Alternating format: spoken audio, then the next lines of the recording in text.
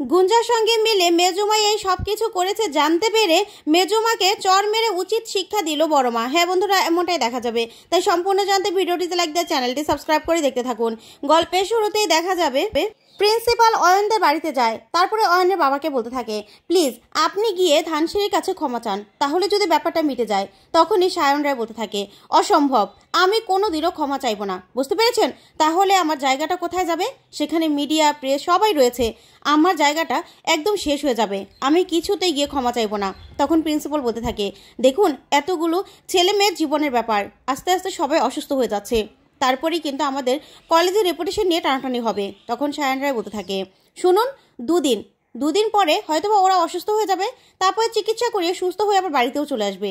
এগুলো নিয়ে না কিচ্ছু যাবে আসবে না, বুঝতে পেরেছেন? এগুলো নিয়ে কেউ ধরবেও না, বসেও থাকবে না। তখন প্রিন্সিপাল বলতে থাকে, একবার ভেবে দেখেছেন যদি ওই ধানসিঁড়ি অসুস্থ হয়ে যায়, তখন আমাদের কলেজের নামে বদনাম হয়ে যাবে যে এতগুলো বাচ্চা অসুস্থ হয়ে গেল, তারপরেও আমরা কেন কোনো রকম কোনো পদক্ষেপ নিলাম না? তখনই সায়ন রায় বলতে থাকে, শুনুন, এই সায়ন রায়ের না রেপুটেশন খুব একটা ভালো নয়, আমাকে যতটুকু মানুষ চেনে খারাপভাবেই চেনে, বুঝতে পেরেছেন? তাই সায়ন রায়ের কাছে এগুলো কোনো ব্যাপার নয়, আমি এগুলো কিছুই মনে করি না, আমার কোনো ব্যাপার নয় এগুলো। আমি কেন ওই মেয়ের কাছে ক্ষমা চাইতে যাব? তখনই প্রিন্সিপাল বলতে থাকে, দেখুন আপনাকে আমি বলছি, এখনও সময় আছে, আপনি ক্ষমাটা চেয়ে নিন, তাহলে কিন্তু সব কিছু মিটমাট হয়ে যাবে। তখন সায়ন রায় বলতে থাকে, না এগুলো না ওদের সব নাটক। তখন প্রিন্সিপাল বলতে থাকে, তাহলে আপনিও না হয়ে একটু নাটকই করলেন। তখন সায়ন রায় বলতে থাকে, না, সায়ন রায় কখনো নাটক করে না, সেখানে মিডিয়ার লোকজন আছে, আমি নাটক করে ক্ষমা চাইতে গেলেও আমার রেপুটেশন একদম শেষ হয়ে যাবে, সবাই দেখতে পাবে, আমার ভুলটা স্বীকার করা হবে। এই সায়ন রায় কখনো কারো কাছে নিচু হতে শিখেনি, নিচু হবে না, বুঝতে পেরেছেন? তখন প্রিন্সিপাল বলতে থাকে, আপনি কিন্তু ভুল করছেন, ব্যাপারটা কিন্তু আরও বেশি দূর ঘোরাতে পারে। তখনই সায়ন রায় বলতে থাকে, আপনার কাছে হাত জোর করছি, আপনি চলে যান এখন, ঠিক আছে? তখন এই কথা বললে প্রিন্সিপালও সেখান থেকে চলে আসে। তখনই অয়নের বাবা অয়নকে ঠাসিয়ে একটা চড় মারে আর বলতে থাকে, তুমি যে ওই ধানসিঁড়ির কাছে ক্ষমা চাইতে গেলে, আমার কাছে জিজ্ঞাসা করেছিলে কেন আমার কথা ছাড়া ক্ষমা চাইতে গিয়েছিলে বলো? তখন অয়ন বলতে থাকে, বাবা আমি চেয়েছিলাম ব্যাপারটা মিটমাট হয়ে যাক। তখনই অয়নের বাবা বলতে থাকে, তুমি ক্ষমা চেয়ে এটা তো মোটামুটি স্বীকার করেই নিয়েছো যে তুমি ভুল করেছিলে, এখন কি হবে তুমি বুঝতে পারছো?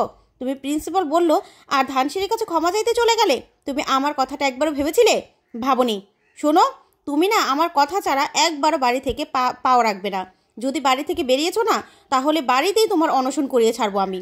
তুমি আমার রেপুটেশনের কোনো নামও রাখলে না, সব কিছু ধুলে মিশিয়ে দিলে, তোমার জন্য আমার মাথা পুরো হেট হয়ে গেল। এই কথা বলে অয়নের বাবা সেখান থেকে চলে যায়। তখন অয়ন চুপ করে দাঁড়িয়ে থাকে। অন্যদিকে দেখা যাবে ময়নারা সবাই অনশন করছে। তখনই হঠাৎ করে সীমা অসুস্থ হয়ে যায়। তখন ময়না বলতে থাকে, সীমা তোমার কি হলো? আচ্ছা সীমারে আপনারা লইয়া যান আপনারা। ঠিক তখনই অ্যাম্বুলেন্সের লোকজন চলে আসে। তখন অ্যাম্বুলেন্স দেখে অজিত বলতে থাকে, অ্যাম্বুলেন্সকে খবর দিল। তখনই লোকগুলো বলতে থাকে, দেখুন কলেজ কর্তৃপক্ষ আমাদেরকে আনিয়ে রেখেছিল, অ্যাম্বুলেন্স আমরা অনেকক্ষণ ধরে বাইরে অপেক্ষা করছিলাম, চলুন। তারপরে অজিত ময়নাকে বলতে থাকে, ধানসিঁড়ি এবার কি করব? তখন ময়না বলতে থাকে, দেখো অজিত, অ্যাম্বুলেন্স যে কেউ আনাতে পারে, কিন্তু আমাকে যাওয়ার দিয়া কথা, তাড়াতাড়ি কোনো কিছু না ভাই সীমারে লইয়া যাও, আপনারা একটু উঠাইয়া দেন না। তখনই সেখানে প্রিন্সিপাল চলে আসে আর এসে বলতে থাকে, কেউ কি ওর প্রেশারটা মেপেছো? তখনই সিনিয়র একজন বলতে থাকে, হ্যাঁ স্যার মেপেছি, প্রেশার একদম লো। তখনই প্রিন্সিপাল বলতে থাকে, ঠিক আছে, তাড়াতাড়ি করে অ্যাম্বুলেন্সে তোলার ব্যবস্থা করো, অ্যাম্বুলেন্সে গ্লুকোজের ব্যবস্থা আছে, নিয়ে যাও। তারপরে সীমাকে নিয়ে চলে যায় সবাই। ওইদিকে ময়নাও আস্তে আস্তে অসুস্থ হতে থাকে। তারপরে ময়নার বাবা বলতে থাকে, ময়না মা কি হয়েছে তোর, কি হয়েছে? ঠিক তখনই দেখা যাবে ময়না সাথে সাথে অজ্ঞান হয়ে যায় পড়ে। এদিকে নিউজ করতে থাকে।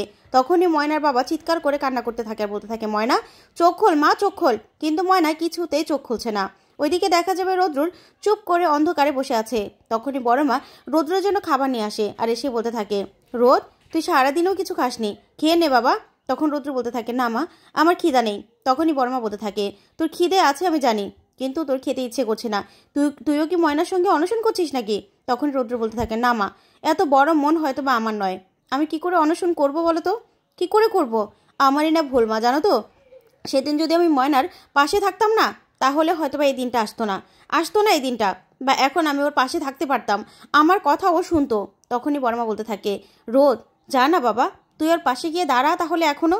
তখনই রৌদ্র বলতে থাকে, ময়না তো আমাকে অ্যালাউ করছে না মা। আর ওর এত দুর্বল শরীর, ও তো অসুস্থ হলে সর্বনাশ হয়ে যাবে। একটা মানুষ না খেয়ে থাকলে কি হতে পারে আমি তো জানি। ও তো এমনিতেই এত বড় একটা রোগের থেকে উপরে উঠলো, এখন যদি না খেয়ে থাকে ওর কিডনিগুলো ড্যামেজ হয়ে যাবে, তারপরে হার্ট অ্যাটাক করবে, তখন তো আরও বেশি প্রবলেম হবে মা, তখন ওকে বাঁচানো যাবে না। তখনই বড় মা বলতে থাকে, রোদ তুই তো ডক্টর বাবা, তুই সব পারবি, আমি জানি তুই সব পারবি। তখন রোদ্র বলতে থাকে, মা আমি তো একজন মানুষ, আমি তো আর ভগবান নই, আমি কি করে ওকে বাঁচাবো বলো তো, কি করে বাঁচাবো? আমার না ভালো লাগছে না মা, তুমি কি ওকে গিয়ে বলবে একবার যেন ও সব কিছু বাদ দিয়ে বাড়িতে ফিরে আসে, তোমার কথা না ও শুনবে। তখন বড় মা বলতে থাকে, কোথায় শুনলো রোদ, আমি তো বলেছিলাম ওকে বাড়ি ফিরে আসতে, ও তো আমার কথায় আসলো না। তখন রৌদ্র বলতে থাকে, না মা, তুমি সেদিন ওকে ভালো করে বলনি, তুমি চেয়েছিলে যেন আমি ওকে বলে বাড়িতে ফিরিয়ে আনি, সেই জন্য তুমি কিছু বলনি। আমি জানি তুমি বললে ও ঠিক শুনতো, এখন না তুমি ওকে বলে দেখো না মা, ও যদি তোমার কথা শোনে, এই অনশন বাদ দিয়ে যদি নিজেই ফিরে আসে বাড়িতে, বলবে মা, বলবে? তখনই বড় মা বলতে থাকে, হ্যাঁ রোদ আমি বলবো। ঠিক তখনই বজ্র সেখানে ছুটে আসে, এসে বলতে থাকে, দাদা ভাই দেখ ময়না অসুস্থ হয়ে গেছে। তখনই রৌদ্রুর ময়নাকে হসপিটালে নিয়ে যাওয়ার ভিডিও দেখে পুরো অবাক হয়ে যায়। তখনই ময়নার বাবা চিৎকার করে বলতে থাকে, আমার মাইয়ার লগে আমি যামু, আমার মাইয়ার আমি ছাড়া যে আর কেউ নাই। তখন এই কথা শুনেই বড় মা নিজেকে সামলাতে পারে না, সাথে সাথে অসুস্থ হয়ে যায়। তখনই রৌদ্র বলতে থাকে, মা তুমি বসো, বজ্র চেয়ারটা টান দে। তারপরে বড় মাকে বসিয়ে দেয়।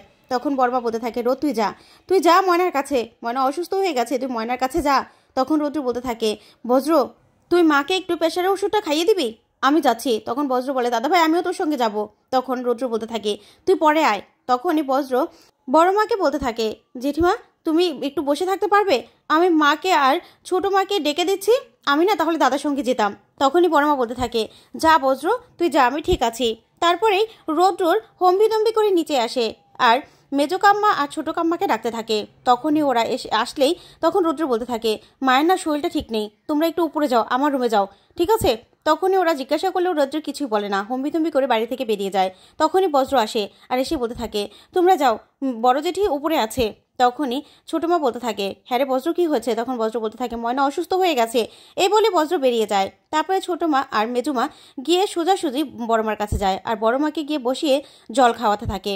অন্যদিকে দেখা যাবে ময়নাকে হসপিটালে নিয়ে যাচ্ছে। তখনই রৌদ্র আর বজ্র যাচ্ছে। তারপর রৌদ্র বলতে থাকে, তুই আমার ফোনে থেকে নাম্বার নিয়ে সবগুলো হসপিটালে আশেপাশে যেগুলো হসপিটাল আছে ফোন করে জিজ্ঞাসা কর ধানসিঁড়ি চক্রবর্তী কোথায় গেছে, তাহলে আমরা সেই হসপিটালে যাব। তখন বজ্র একটা হসপিটালে ফোন করে দেখতে থাকে।